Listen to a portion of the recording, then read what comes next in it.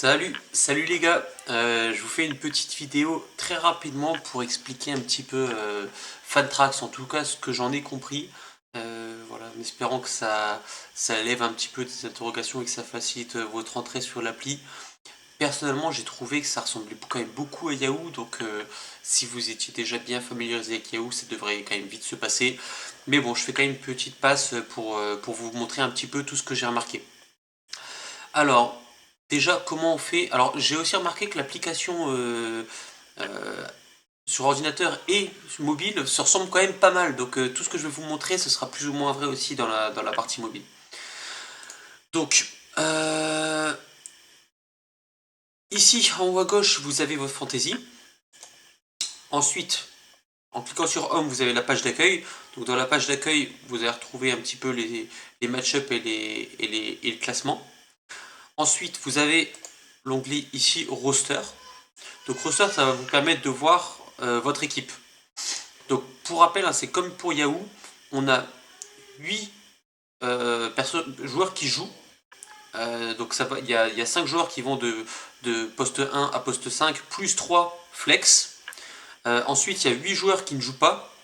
Et après, on peut aussi activer des spots d'injury list. Donc c'est les IR qui sont ici. Donc ça, c'est pour les joueurs qui sont blessés. Sont blessés ceux qui ont un drapeau rouge. Donc dès qu'il y a un drapeau rouge, ça veut dire que vous pouvez le mettre dans le spot de injury list. J'ai remarqué que ça se fait beaucoup plus vite que ça se fait beaucoup plus vite.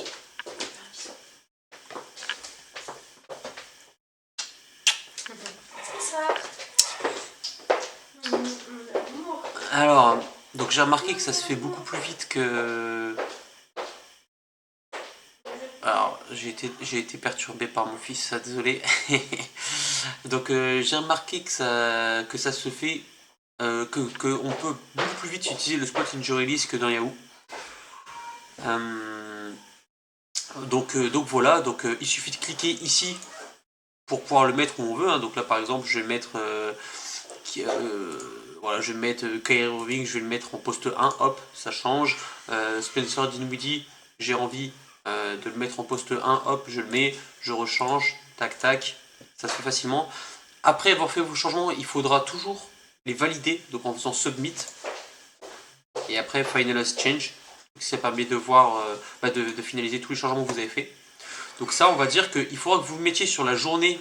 Donc ça, il faut faire ça pour tous les jours. Donc sur chaque jour, vous pouvez faire votre équipe de la nuit. Mais bon, ça c'est comme pour Yahoo. À noter, le petit encadré vert que vous voyez ici, là, à côté de la date, ça permet de faire l'équipe pour toute la semaine. Donc voilà, vous faites le petit truc vert, rest of scoring period. Donc ça fait votre équipe pour tout le reste de la semaine. Donc c'est un peu l'équivalent du start active player. Ce que j'ai bien aimé, c'est que par exemple dans les schedules, on peut aller regarder ici dans Schedule Week. On peut regarder dans Schedule Week et on va voir un peu qui joue chaque jour de la semaine. Donc ça c'est quand même vachement pratique pour pouvoir faire son équipe pendant la semaine, de voir qui joue pour chaque jour. Donc voilà, je trouvais que c'était plutôt sympa. Ensuite, on a ici scoring, onglet scoring. Donc l'onglet scoring, ça permet de voir l'état du match-up. Donc on peut avoir plusieurs affichages, hein. Moi je pense que je vais faire un petit peu comme ce qu'on avait sur Yahoo. Donc on va se mettre en mode voilà, en mode detailed et période. Donc ça va permettre de voir sur toute la période qui a scoré quoi, à combien on en est sur chaque total, etc. Et vous pourrez voir donc l'état d'avancement de votre match-up tout au long de la semaine. Et vous avez ici aussi tous les autres match-up de la semaine, hein, si vous voulez voir un récap. Ensuite ici Players. Donc Players, ça c'est un peu la même chose pour pouvoir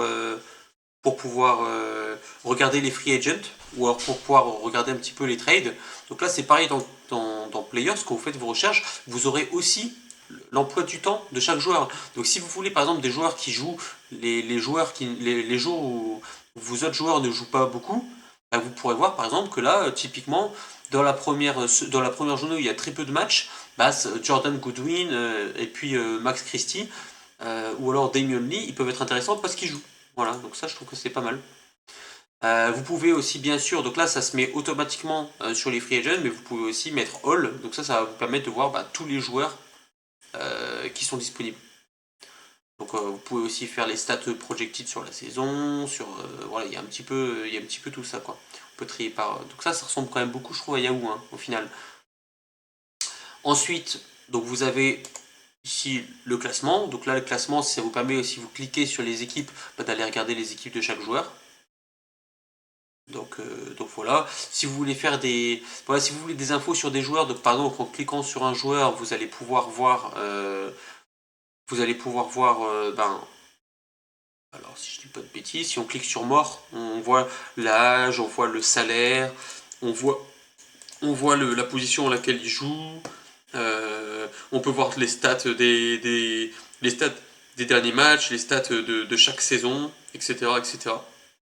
Donc ensuite, si vous voulez faire un échange avec un joueur, vous appuyez sur les deux petites flèches ici et ça va commencer voilà, à faire un trade proposal. Donc là, par exemple, tac, tac, tac, avec les 300, je veux tous ces trois joueurs-là. Et moi, je vais aller ensuite dans mon équipe. Donc là, je clique sur les shérifs. Et moi, je veux Kevin Durant, Kessler et Draymond Green. Je vais lui donner ça contre Chris Dunn. Voilà. Et je vais faire submit pour proposer le trade à Julien. Bon, c'est un trade qui est quand même plutôt équilibré. Hein. Donc voilà, vous pouvez submit pour faire le trade ou alors cancel pour l'annuler. Donc voilà, je crois que c'est à peu près tout. Hein. Honnêtement, il n'y a pas grand chose à savoir. Ici dans Team, dans Roster Chart, je trouve que c'est pas mal parce que ça permet vraiment d'avoir si on désactive Compact, ça permet d'avoir un aperçu sur vos équipes. Est-ce qu'elles sont équilibrées ou pas? Donc avoir toutes les équipes un petit peu, de quoi elles manquent, etc. etc. Et enfin, dans Transaction, ici, on a le trade block. Donc le trade block, ça permet de voir un petit peu, et ça permet de voir, et aussi soi-même de modifier pour sa propre équipe, quels sont les joueurs que vous voulez transférer. Donc c'est un peu le marché des transferts. Quels sont les joueurs que vous voulez, quelles sont les positions que vous voulez transférer, quelles sont les positions que vous voulez récupérer, voilà, ce genre d'infos. Et si chacun met ça à jour, et ben on peut avoir un aperçu très rapide de qui veut quoi. Donc c'est pas mal pour aider à faire voilà, faire les trades. Donc Other, il y a Pay for Premium, notamment si vous jamais vous voulez payer votre part pour Fantrax. Donc voilà, là on voit qui c'est qui a payé, qui c'est qui n'a pas encore payé. On voit qu'il n'y a pas encore beaucoup de personnes qui ont payé.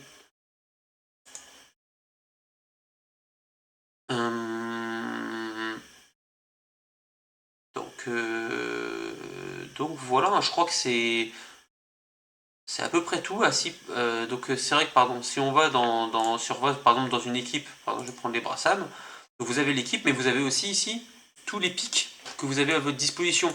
Donc là on voit que les Brassam, ils ont tous les pics un peu classiques, hein, mais si on va aller regarder par exemple, on va aller regarder les Lions de Mer KLM qui a accumulé pas mal de pics.